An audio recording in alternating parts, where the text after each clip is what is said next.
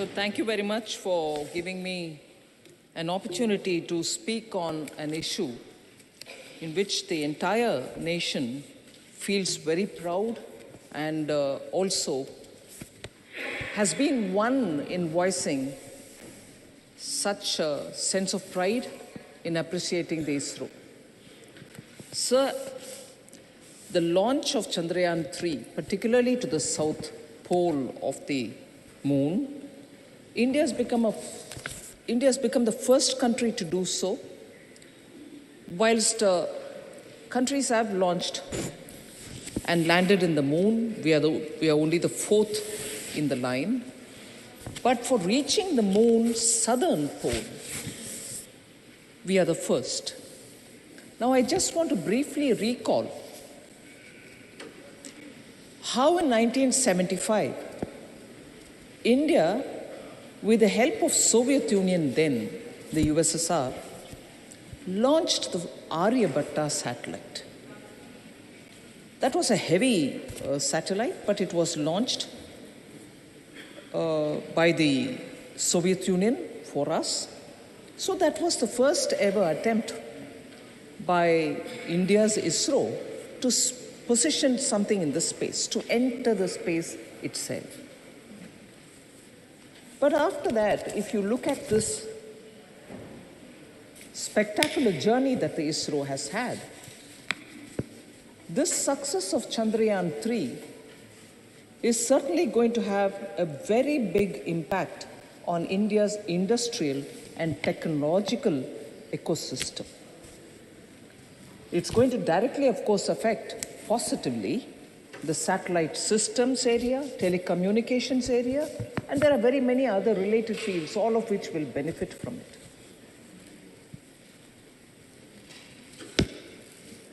Although in 1975, we needed the Soviet Union's help to launch our Aryabhatta, a space station to go into the space for the first time from India, today, as of July 23, our record is such that we have already launched 431 foreign satellites for other countries.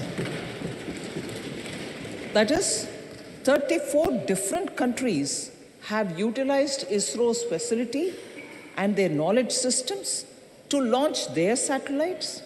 And I'm just recalling in 1975, our Aryabhatta being launched by Soviet Union for us today, but we are in a position to launch 34 different countries' satellites, but totaling to 431. What a spectacular journey this is for ISRO. So Chandrayaan-3, sir, also stood out, in my observation, also stood out for one particular achievement, which has a blend of innovation, has a blend of how technology and innovation working together can work for global achievements and sustainability. I remember also seeing a lot of comments which said, oh, but this is no good, it has taken this many number of days to reach there. Did it require that many number of days? Can it not be done lesser number of days? Because quoting some other countries, they said they reached the moon in 20 days, whereas you took 45 days, and so on. But the secret behind that, the fact behind that, is the innovative way in which ISRO has handled it. In that, they chose a path to reach the moon, which was not otherwise thought of, but thought only because due to the route selection, and I'm using very pedestrian language here, I'm conscious of that, using such a route selection, ISRO made it possible to do it cost effectively, because the gravitational pulls, any magnetic fields which come in the way, I'm sorry, again, a pedestrian language, can exhaust more fuel. But the way in which ISRO decided to take this Chandrayaan-3 was chosen not for a racing expedition. I'll have to reach there faster than somebody else, but I have to reach there in a cost-effective manner, using lesser fuel, and therefore serve the purpose of sustainability. Space research also has to be sustainable, because otherwise it becomes too expensive and cannot be afforded at all. So, innovation intertwined with sustainability, particularly in the realm of space, is what ISRO has achieved by choosing the route with which it reached the South Pole of the Moon. Now, the lander that is there was named Vikram Probe. Obviously, the name reminds us of Vikram Sarabhai, who set up the first rocket launching station, which we are now using repeatedly.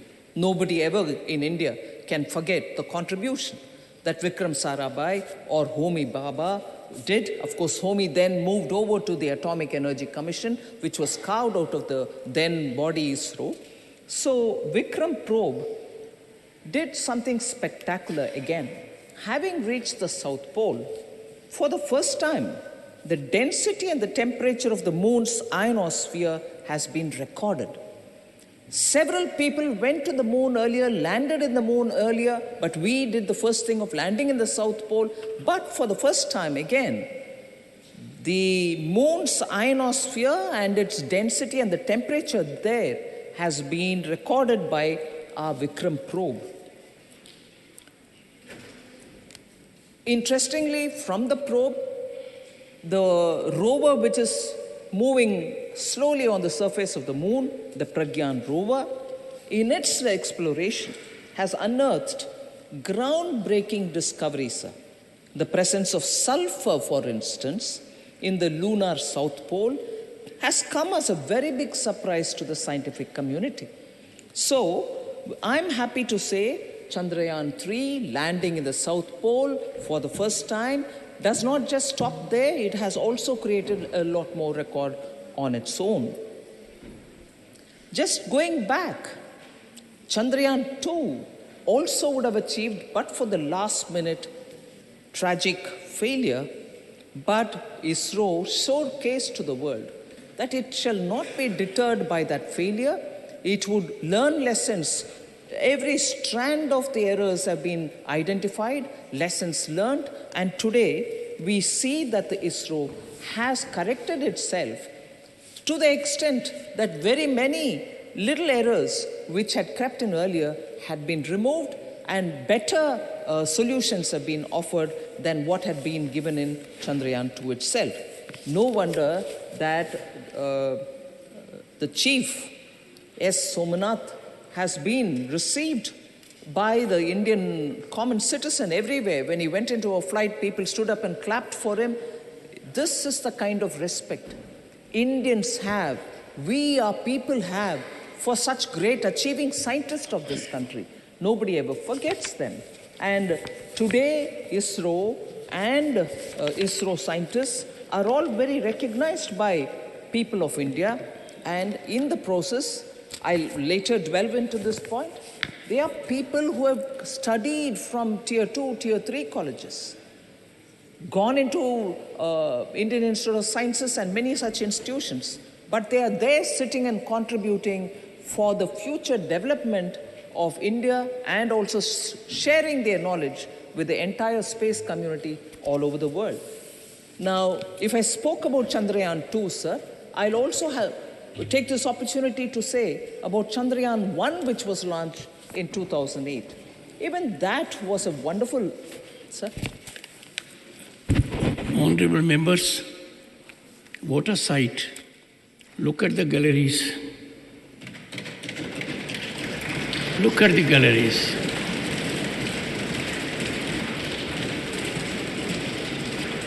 Jayaji, look at the galleries. All your gender. And you are iconic to all of them. And at a time when the Honorable Finance Minister is on legs, and this has happened right from the beginning. But that it would happen so continually is unimaginable, is spectacular.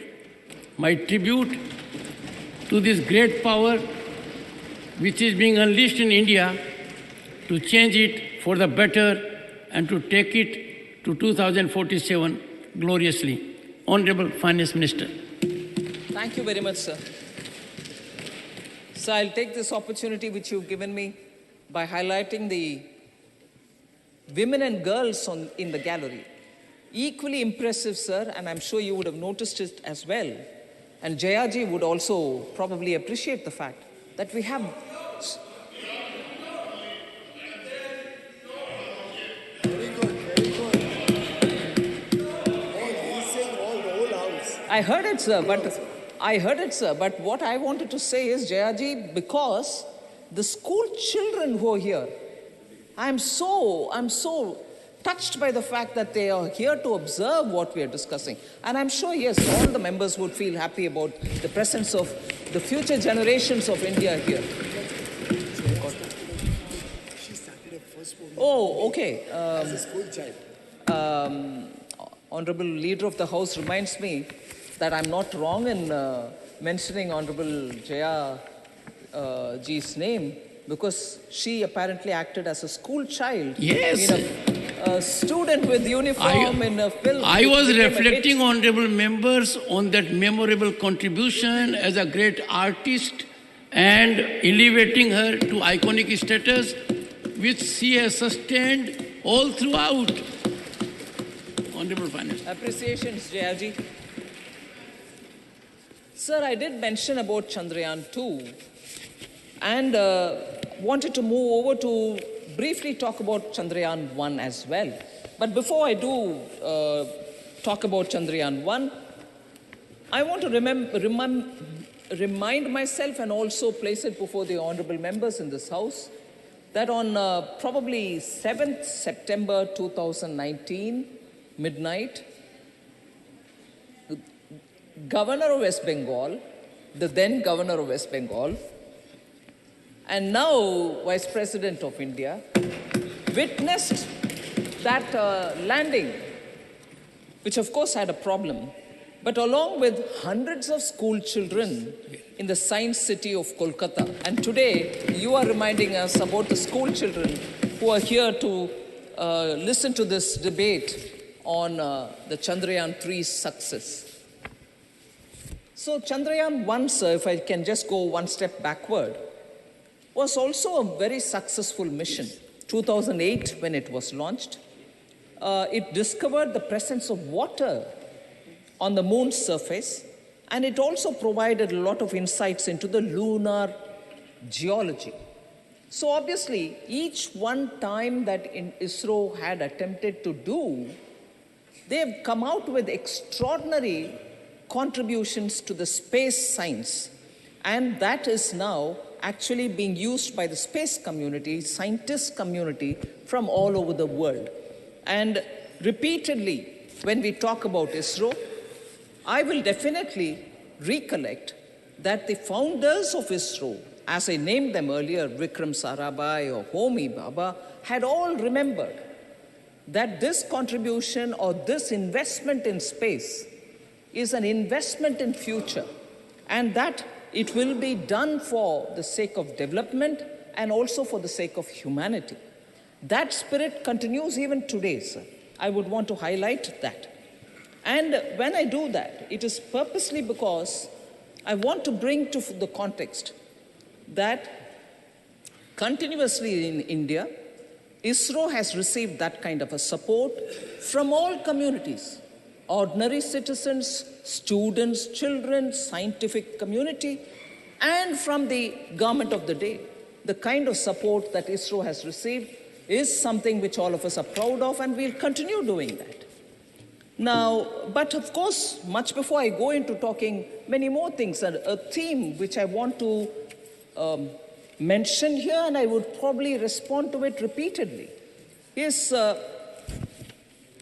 comment which Jairam Ramesh had made, honorable members not here, but he has made in the morning about, muscular nationalism, you leave it to the scientists.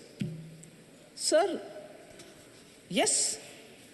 And I also recall, I wasn't in the House, but I I've seen it subsequently, that former President APJ Abdul Kalam had referred to Professor Satish Dhawan and said leadership should be like that, where once when a mission failed, he had said not to worry at all. Leave it there. I take the full responsibility as the head. But when the next year it was corrected and they achieved success, Professor Satish Dhawan had told our former president, then scientist, APJ Abdul Kalam, the success is due to your team and the success is to you, and as a true leader, gave the credit to the team. Absolutely. Whoever would deny the scientists their contribution. But it doesn't mean that if the Prime Minister of the country stands next to a scientist or a team of scientists who worked for something, and when there is, unfortunately, a failure or a disappointment, to stand by them and say, don't you worry, you will be doing better the next time. And therefore, I read this quote.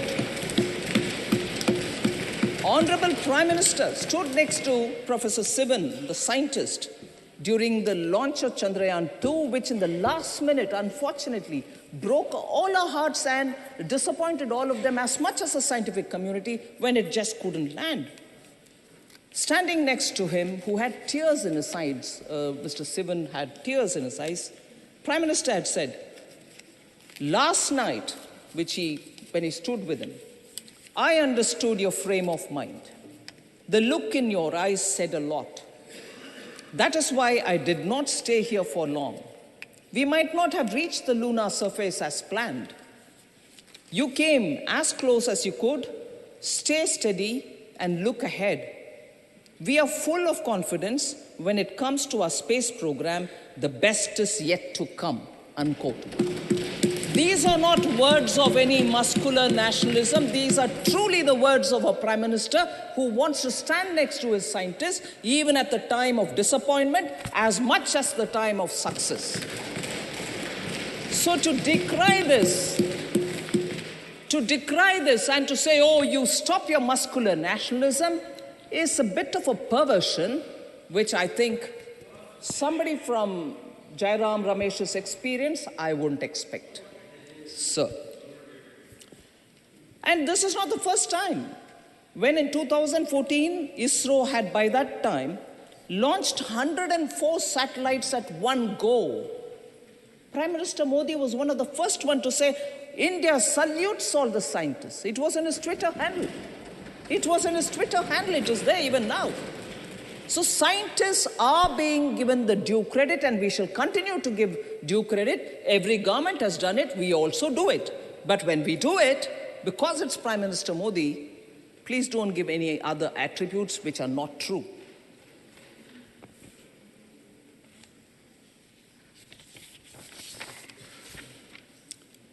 So I'll, for a minute, dwell again on the cost of the mission. And that's one of the interesting facts about Chandrayaan-2, as much as the one earlier also, about the Mangalyaan. One of the most interesting factors that Chandrayaan-3 mission costed only around 75 million US dollars, approximately 615 crores. These are not final figures because that will have to be finalized through the department, finally tying up every expenditure, approximately 615 crores. Then again, oft-repeated comparison, sir. Our Chandrayaan-3 commanded a lesser budget when compared to some of the movies which are made on space itself. You're making movies on space because we understand better, we want to know better, our future generation should know what it means, and therefore interesting films are made. But those films costed more than actually just Chandrayaan-3. I'll give you a random selection of film names and their cost. Interstellar costed $165 million. Passengers costed $110 million. The Martian, $108 million. Gravity, $100 million.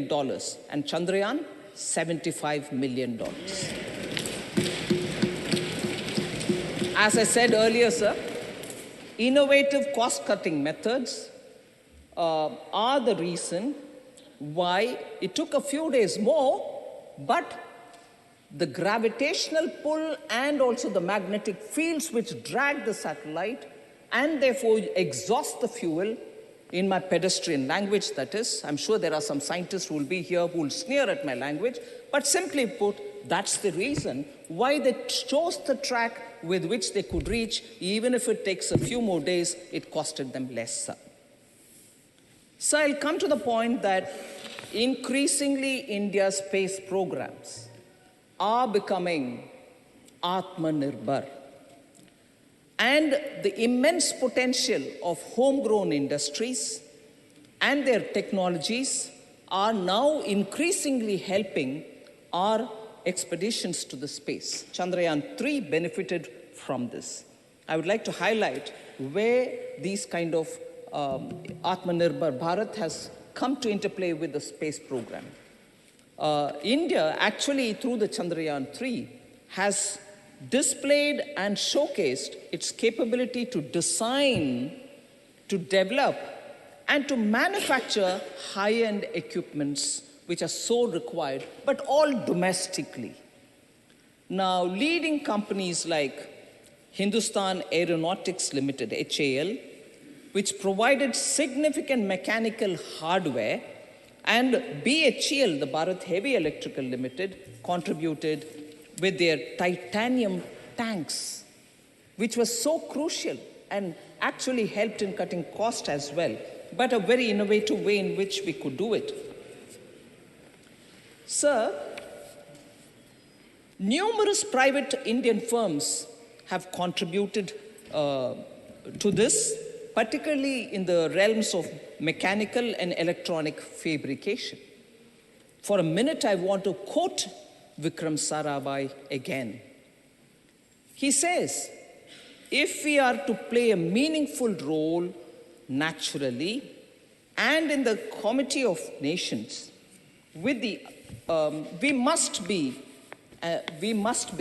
second to none in the application of advanced technologies, unquote. Now, these advanced technologies are not just coming from HAL and BHEL. They sure are coming from HAL and BHEL, but private players today are giving these high-end technologies, and they have made it an immense contribution to the efficiencies which are now getting recorded.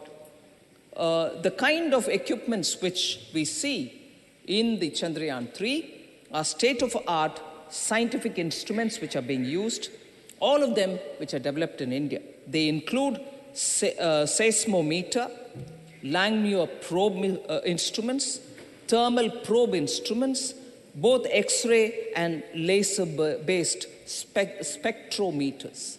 All of them have been built in India.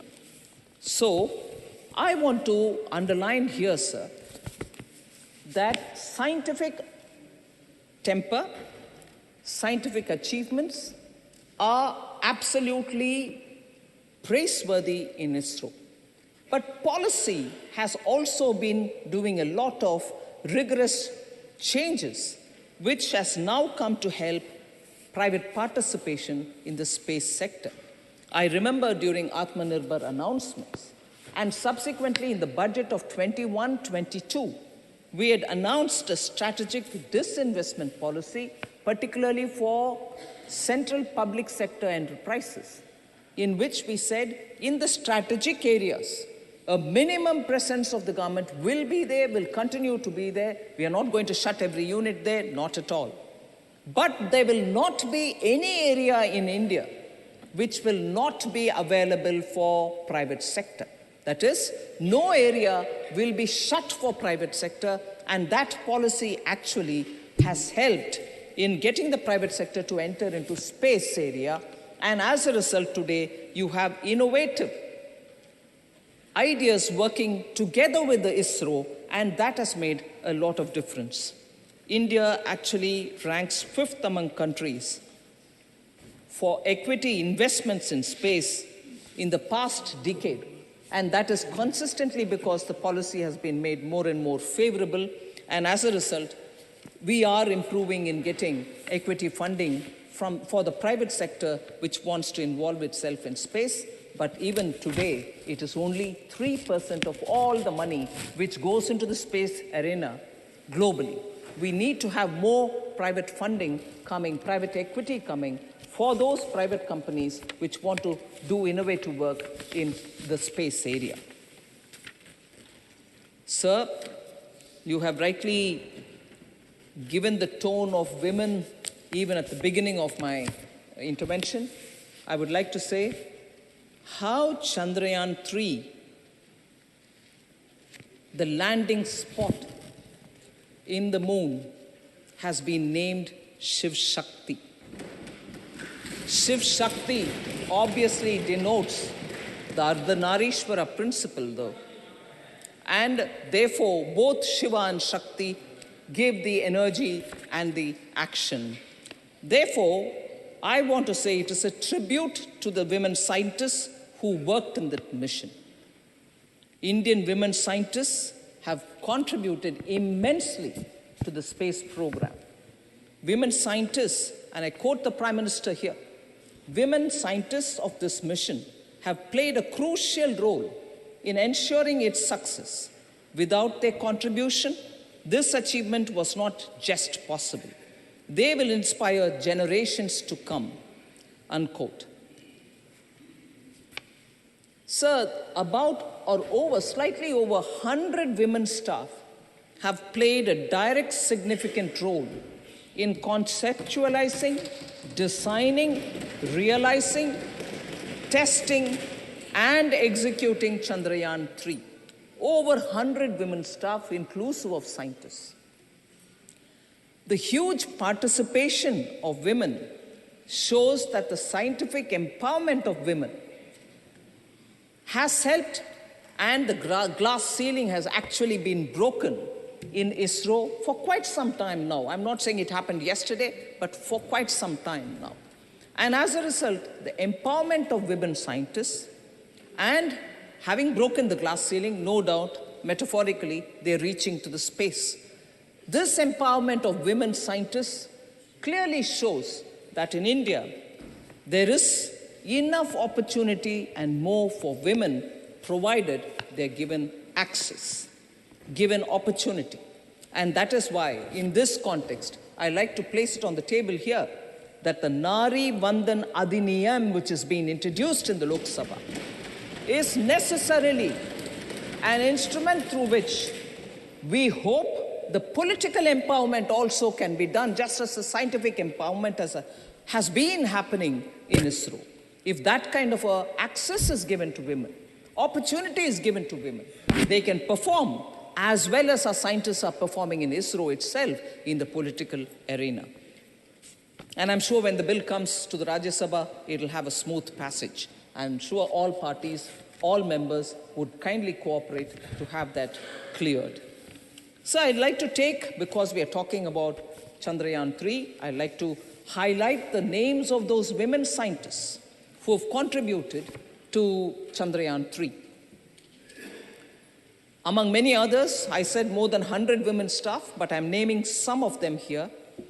Srimati Kalpana Kalahasti, Dr. Ritu Karidal Srivastava, who's known as the Rocket Women of India, Srimati Vanita Muttaya, Srimati Nandini Harinath, Srimati Anuradha TK, Srimati Maunmita Datta, and Srimati V.R. Lalitambika.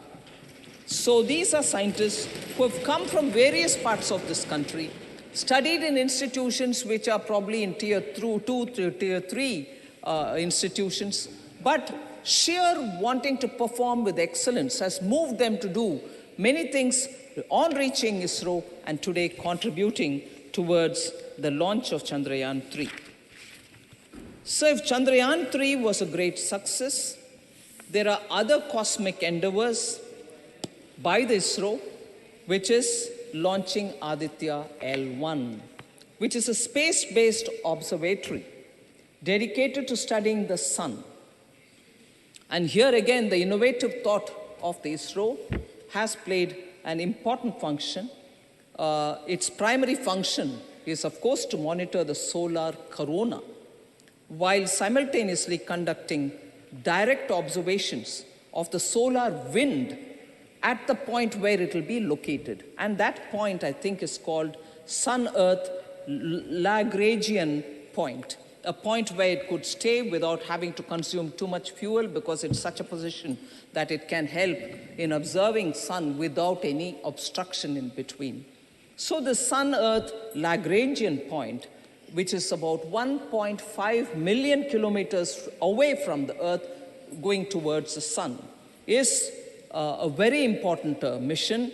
A significant feature of this one is that it's got 7 payloads, which include the visible emission line coronagraph, which, like I said earlier, Chandrayaan, BHEL, HAL have contributed. In this case, the Indian Institute of Astrophysics, which is located in Bangalore, has contributed in this particular visible emission line coronagraph, which is going to be very important, an instrument which is going to be observing the sun. So Aditya 1, Aditya L1, which was launched from Sriharikota by ISRO on the 2nd of September 2023, is one of those very important observatory for the sun, which India will be doing. There are 3 other countries which again have done this before, but India's now achieved it. So here again, a woman scientist has contributed in the Aditya L1. Nigar Shaji is a woman scientist who's actually behind this Aditya mission. So now I'll come for the last bits. Before I conclude, I just want to highlight a few points about how we see the future of space and ISRO in India. I just want to highlight the point that we shall continue the spirit of Vikram Sarabhai, in that achievements by ISRO shall be for the mankind. Achievements by ISRO shall be for development, and achievements will be for sharing with all. With that, actually, that's where the Prime Minister said when he looked at Vasudhaiva Kutumbakam, G20 and so on, India will continue to explore, learn and share for the betterment of all humankind. So this is what the Prime Minister said. And this is what was the appreciation also given to the scientists. And again, standing by the scientists. Now I have my friend, Honorable Member Jairam Ramesh, the point that muscular nationalism doesn't play here. Stand next to the scientists at the time of achievement and also during disappointments. So that is a point I like to highlight, sir. More importantly, sir, it's important in June 2023, when Prime Minister visited the United States of America, we signed an accord, the Artemis Accord. Very important, sir, in that India also will be one of those 27 countries which have signed this accord, and which is a multilateral space initiative led by US, in which one of the objectives is to send humans back to the moon through an international space station. And we shall be happily party to that. And in this context, sir, I would want to pick up on something which a former NASA Associate Administrator observed. His name is Mike Gold. He was a former Associate Administrator in the NASA. He was behind drafting and shepherding Artemis Accord. So it is important to understand what his perspectives were when India joined this accord. I quote him, sir, saying, India will not only fill the void, this is Mike Gold saying, who's been a NASA Associate Administrator once earlier, who drafted and also shepherded this Artemis Accord. He says, and I quote, India will not only fill the void that Russia is leaving, but will far exceed it. The capabilities of India to engage, to innovate, to support a more robust industry, particularly in the commercial space, is going to far outstrip anything that Russia had ever been able to do, unquote. So he also says, India was a sleeping giant in the space world, but that is awakening now. Already, he says, the country has done so much with so little. Again, that frugality with which our scientists are working has been observed by the associate administrator, former associate administrator of NASA. Sir, I believe one of the honorable members in the morning while talking said, probably it's Honorable Member Jawahar Sirkar, who said, bureaucracy now should be off science. ISRO should be devoid of bureaucratic influence. Now, it's not me, it's not anybody from India, but I'd like to again recall the words of former NASA Associate Administrator Mike Gold. He says, India's bureaucratic reforms in its space efforts are helping the country move faster in that sector. So bureaucracy is not being obstructed. They are actually, the reforms are helping him to move faster. So moving faster is not being an obstruction. So we need to understand these reforms are taking place so that this kind of an approach where you are able to do decisions, take decisions in time is facilitating the bureaucracy. The National Science Foundation, sir, is not headed, I'm sure the minister was here, he spoke about it in the morning, National Science Foundation, with huge funds given for them to decide where that should be deployed, is headed by a scientist, Dr. Sood, if I'm right. He heads it. No bureaucrat, no former IAS is sitting there. It is a scientist who's dealing with it. So I would like to highlight this, saying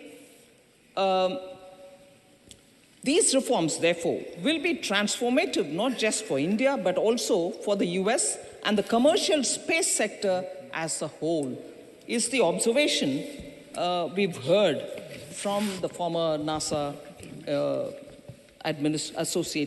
associate administrator. So finally, we have, I think, the current government's policies have helped the power of youth, power of scientific community, and power of Indian startups all together are helping today's ISRO. I'm not taking more time, sir, in case you want me to conclude. There are now over 140 plus registered space tech startups, all of whom are doing brilliant work as a continuation of the policy which I said, Atmanirbhar Bharat 2021-22 budget, and now you have Indian Space Policy 2023 which has come out, and that is going to, it seeks to institutionalize the private sector participation in space sector, the establishment of InSpace, which is the Indian National Space Promotion and Authorization Center, is also facilitating the usage of ISRO by private entities. So with all these, government is also spending considerable amount to reskill nearly 4,000 technicians, technical and scientific assistants of ISRO so that they can improve upon their skills. So I finally close with, again, one observation, that Indian scientists are not just being here, Indian scientists are not just being in ISRO, Indian scientists are contributing to space programs all over the world.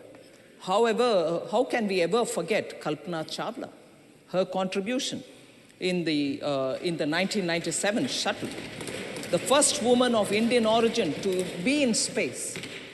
I would also now recall in January 2023, A.C. Charania has become NASA's new chief technologist, serving as principal advisor to the administrator, Bill Nelson.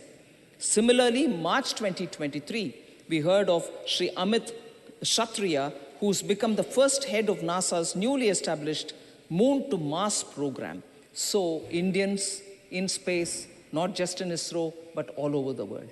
Thank you very much for giving me this opportunity.